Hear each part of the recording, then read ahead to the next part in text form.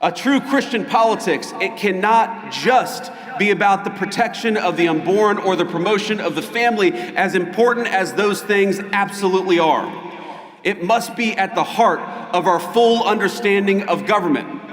Why do we penalize corporations that ship American jobs overseas? Because we believe in the inherent dignity of human work and every person who works a good job in this country.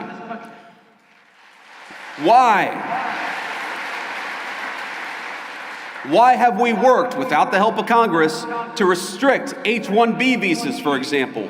Because we believe it is wrong for companies to bypass American labor just to go for cheaper options in the third world. More than 2.5 million illegal immigrants have left the United States, the first time in over 50 years that we have had negative net migration, and it's just the start. When you restore sanity at the border, it shows up everywhere else. Rent prices are dropping 4 months in a row, and more native-born Americans are working than ever before. Kamala Harris opened the border and destroyed the economy. The Trump administration gave you net negative migration and much more job creation.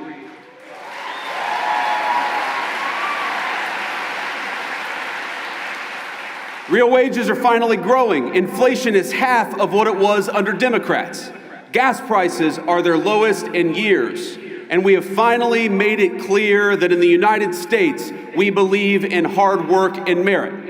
Unlike the left, we stand against treating anybody, and I love what Nikki said about this. We don't treat anybody different because of their race or their sex.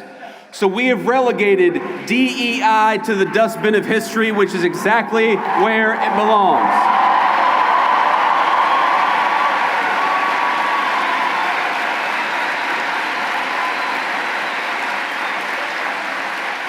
In the United States of America, you don't have to apologize for being white anymore.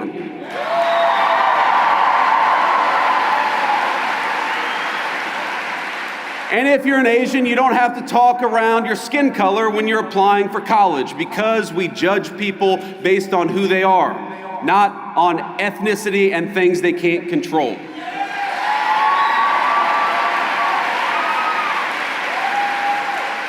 We don't persecute you for being male, for being straight, for being gay, for being anything. The only thing that we demand is that you be a great American patriot, and if you're that, you are very much on our team.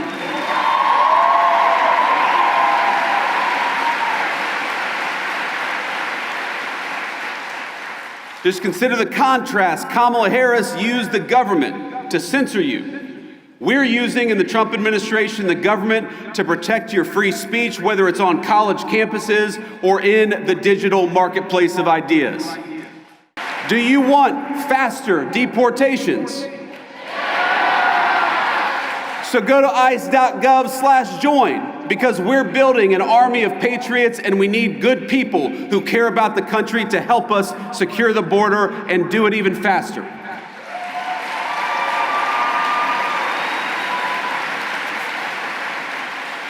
Do you want rents to keep dropping and wages to keep rising as they have over the last few months? Then mobilize with us. Don't hand power back to the people who tanked the economy in the first place. Join the America First movement, and you will always have a place on our great team.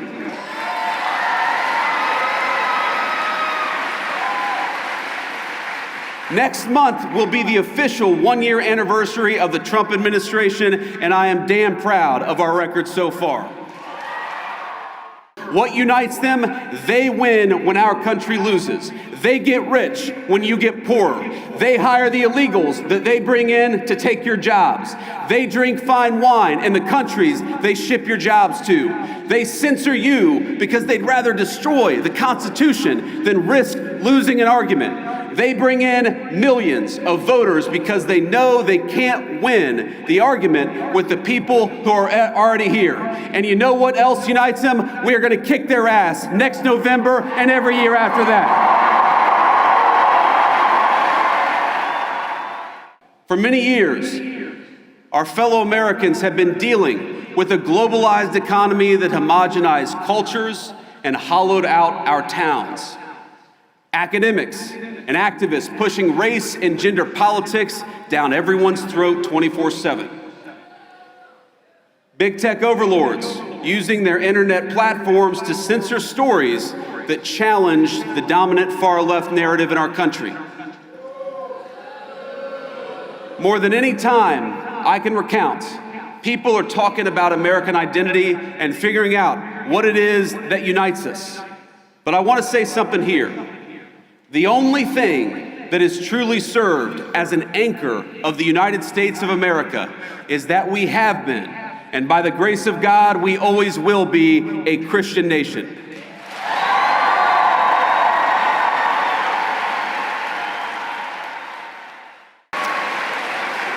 Now, I want to be explicit because, of course, the fake news media will twist everything that I say. I'm not saying... Do you feel about them the same way I do? I'm not saying you have to be a Christian to be an American. I'm saying something simpler and truer. Christianity is America's creed. The shared moral language from the Revolution to the Civil War and beyond. Across that history, our country's major debates have always centered on how we could best as a people please God. A true Christian politics, it cannot just be about the protection of the unborn or the promotion of the family, as important as those things absolutely are. It must be at the heart of our full understanding of government. Why do we penalize corporations that ship American jobs overseas? Because we believe in the inherent dignity of human work and every person who works a good job in this country.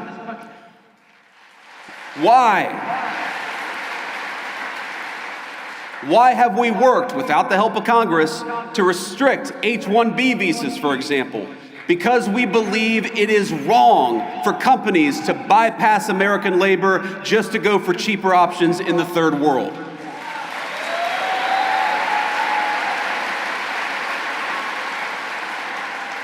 We help older Americans in retirement, including by ending taxes on Social Security, because we believe in honoring your father and mother rather than shipping all of their money off to Ukraine.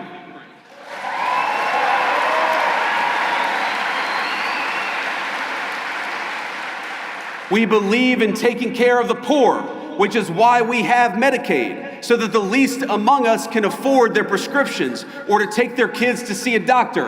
And it's why we are outraged at the injustice of Tim Walz allowing Somalian immigrants to defraud that program to the tune of billions of dollars. It ought to go to Americans, because that's who it's there for.